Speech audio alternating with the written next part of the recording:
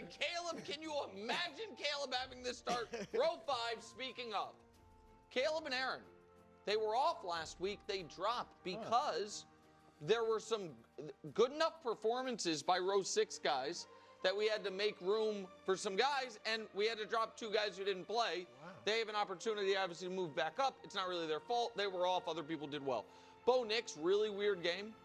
As bad as he's played in a year for the first 3 quarters and the best football of his pro career in the 4th quarter, he stays where he is. KW. Look at who would have ever thought? We never thought we'd see the day. Never thought we'd see the day. I didn't think he'd ever be back on the mountain. I know. Correct. Second and climbing. Climbing, and playing well, though. He has played well enough that I will call him by his nickname rather than his given name. He's always been McCorkle on the mountain, if That's you remember. okay. He's now Mac. I thought you were going to say the Tua's there, and Spencer Rattler has played well. The team has not played very well. I know they got their the win, but his numbers are fine. Like, he actually is not their problem, so shout out to him. Row 5, Jordan Love stays where he is. Again, more on him in a moment, I'm sure. Justin Herbert has to fall. I understand the protection has been really shaky, but his play, particularly the last 2 weeks, but really most of the last 3 weeks, has been really shaky as well. Jaden Daniels, back healthy, playing well. He moved up and will probably move up further. CJ Stroud, here's the thing. CJ got a little bit of benefit of the doubt. He probably should have been further down the mountain before the Week 5 explosion given his play this year, so the Week 5 performance didn't propel him up higher. And shout out to the Prince.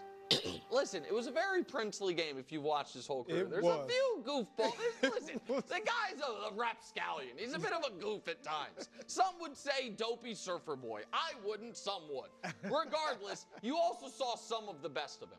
Yes. And some of those throws he made are what, and that comeback, the comeback, the throw to Brian Thomas, and a little of Clemson Trevor using his legs. Yeah. Coming out of school, he was a huge rushing threat. He hasn't been as much in the pros. He was on Monday night in the biggest regular season game he's played since his 2nd year.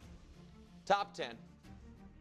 Shout out KW. We're here. Shout out. We are here. Shout out KW, Greg, KW. This is their row. We're out here. I mean, Drake May deserves it. Just flatly deserves it. It's no grading on a curve. It's no anything. He's been very impressive. Sam Darnold, who you notice, Brew, KW doesn't get mad these days when we say he's a Darnold guy. Beginning of the year, after that loss to the Niners, he was like, I'm not a Darnold guy. I just like 14 wins, 4,000 yards. Just take it. I'm not. Glow. Just take it. Take your victory lap. I can't take that many victory laps.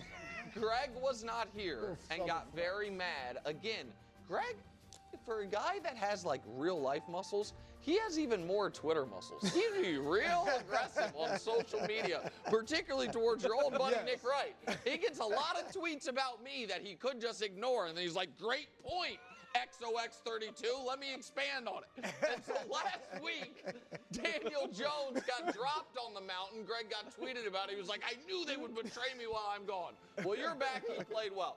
Jalen Hurts, hardest player in the league to grade. We'll see how it goes tonight. We'll see, yeah. Jalen Hurts stays where he is. All right, top 6. Dak still playing great. Matt Stafford, I got to tell you, I didn't feel awesome about dropping Matt Stafford because I think he's played fantastic. But they were a huge favorite. They did lose. I think he's been great this year. Drop him just a tiny bit. Jared Goff continues to quietly just orchestrate one of the highest scoring offenses in the history of pro football. The Mountain has always had a reputation for fairness, contrary to what other people might say. And it will be further illustrated by this because we will have for the 4th consecutive week a different person atop the mountain. This is because Patrick has to drop. Oh. Patrick threw a listen, I understand the yardage numbers were good and all of that. Patrick threw a pick 6 that ended up flipping the game. You dropped because of that, even if the rest of the game you played really well. You were a favorite, you lost, fair is fair. Josh stays where he is. And for the first time ever, and I believe only the 6th different person, I'll have to check the full archives, to ever be atop the mountain. Wow. Baker Mayfield. Wow. Shout out to Baker, and also shout out to Baker for one of my favorite quotes of the week, which was, paraphrasing, yeah, that thing that I did yelling at the fans, I've been doing that my whole career. When I was in Cleveland, y'all hated it. Now y'all love it. It's just because I'm playing better. That is the latest edition now it shows of Mahomes guts. Mountain. You're trying to figure out who's been on top? Baker, Jalen, Josh, Lamar, Patrick. And I believe there was a mountain that Joe Burrow was in your atop. whole time of all the Burrow. years of Yeah, I doing mean, we've only been doing it for 3.5 years. Yeah. Still, wow. Baker's in the half dozen. Yeah, I Yeah, mean, he's number and 6. for some reason, I feel like Goff might have been atop it once. He didn't Goff? get that. I don't think you've ever put Goff atop the mountain. Okay, again, Greg. we're going to have to Can't check the imagine archives. Goff Greg, top the mountain. go ahead. Josh got into the data. So the mountain is very interesting. I could mess around with a couple names, but the one that I want to focus on is Dak. I feel like if I were able to move a guy up, I would move Dak up. And again, this is not knocking anybody above Dak, but he has an argument that can be made that there's been no other player. If you're in Tampa, you are definitely going to have this argument as well with Baker. But for Dak, there's no other player in the National Football League that has entered into this year with more expectation to do more and to be more for his club. And he has delivered. Not in terms of wins like some of these other guys like Baker, but in terms of productivity, absolutely.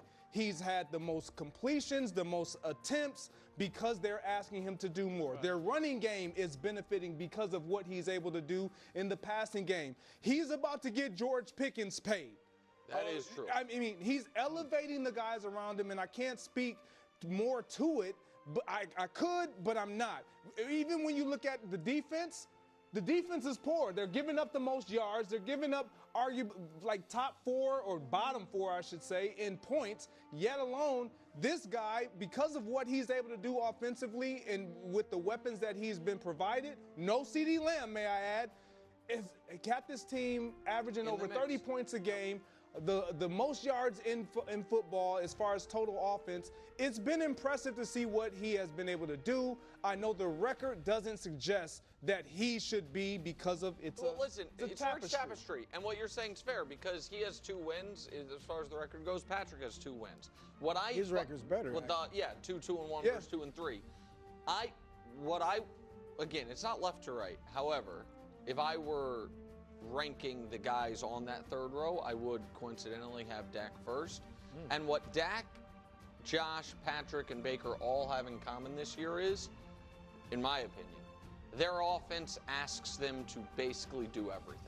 I understand Josh has James Cook, but everything runs through him. For Baker, he has Emeka Egbuka, who's been unbelievable, but he's been orchestrating the comebacks. Patrick still leads the Chiefs in rushing, which is, again, not a good stat. And Dak, again, has good weapons. Great when CD's there, good when he's not. But the defense is so bad, he has to do everything. So I understand the point. I think the 3 guys above him deserve to be above him, but I have no issue with what you said about Dak. I want to talk about Jay. Why so low? Jay, why so low? J-Lo. We did. The Red Bull. Y'all are not feeling J-Lo on this show. I'm You know the what? That's a only fair one. point. I mean, I'm the only one, and I'm not saying he should be in the 2nd row. Move him up a row. I don't think anybody in that row above him, May, Darnold, Jones, Hurts, is playing better than him. What? Only Jones has a higher passer rating. He's got Darnold, has a higher passer rating. And he's got Jackson Smith-Njigba, who's playing might be the best receiver in the league. And only Daniel Jones has a higher yards per attempt than J-Lo. But J-Lo has 2 more touchdowns than Jones does while playing 1 fewer game. All right, not to mention, let's see. Sam Darnold, I mentioned Jackson Smith-Njigba. Daniel Jones has Jonathan Taylor doing his thing. Drake May has a rejuvenated Stephon Diggs. Now, some of that's May, but still, Diggs is an elite talent. We know that. J-Lo does not have a wide receiver in the top 65 as far as yards, total yards. But is that partially because they're spreading it out? Exactly, and they have because so many. They just have a bunch of If options? you got one great one or even close to great, you feed them. You know that. I get it. They do have about 4 good receivers. But if he had one great one or even close to that, he would be getting him the ball more. He doesn't have a wide receiver in the top 90 as far as receptions. Drew, you're not arguing that Drake May has better weapons than J-Lo, are you? Well, Stephon Diggs is having a very good season, and J-Lo's top rusher, Josh Jacobs, who I do like, he's only averaging 3 yards a carry. He's only averaging 3 yards a carry. So I'm just saying, 8 touchdowns, 1 pick. He's top 5 in passer rating. I think J-Lo should be up. Listen, it's hard to move up off a bye, and so that's the other thing that hurts him. So maybe, but I know you thought he should have been moved up last week. I think this group, I don't think it's that we're not in love with J-Lo like you. I think it's more, we are more bothered by, they played weeks 1, 2, 3, and 4. Week 3, he threw a pick to lose the game, and week 4, they almost blew that game as well at his hands. So I just think that he also had a great game. He had a great game. No. That game he had a great fumble. game, and then at the end there was that. I understand what you're saying. If I were to flip him with anybody, again, it's not left to right, but oddly I'd probably flip him with Jalen Hurts, but I didn't want to argue with Wild. Yeah, don't do it. Yeah. Jared Goff. Greg, this is a little bit for you. Also echoes one of my friends who is from Detroit who just randomly sends me Jared Goff data. Wasn't asking for it. It's like, here's a 3-page text on Jared Goff. I said, you know what? I'll have a little bit of Jared Goff love. I would flip Goff and Mahomes. They're playing each other. That game is Sunday night. Yeah. Mahomes has never beaten Goff, once with the Lions and that opening game. The other game was with the Rams, so we didn't really do a huge thing about it. So this is Goff this year, and I know that Danny likes to do a lot of Herbert, Peyton Manning stuff. Here's Goff and Peyton Manning, 12 passing touchdowns and a 75% completion percentage in the first 5 games. Peyton won MVP, made the Super Bowl.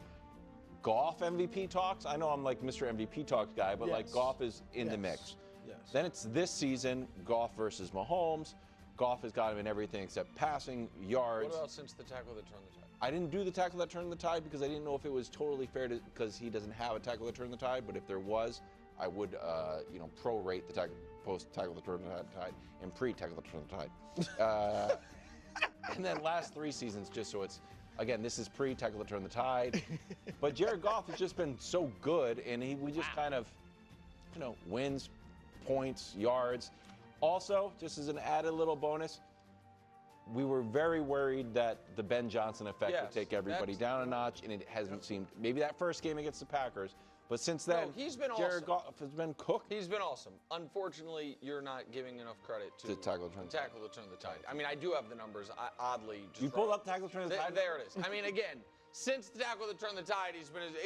Listen, they still lower than Goff. I'm not giving him a pass for the pick 6. The pick 6 hurts him. 6-1 and 12-2 line up. Yeah, but that's that's oddly not including his rushing touchdowns, which I saw Josh made you put at the very bottom of your fancy graphic, where Patrick had more passing yards and then an additional 38 rushing yards and 3 rushing touchdowns. That's fine. I'm not here.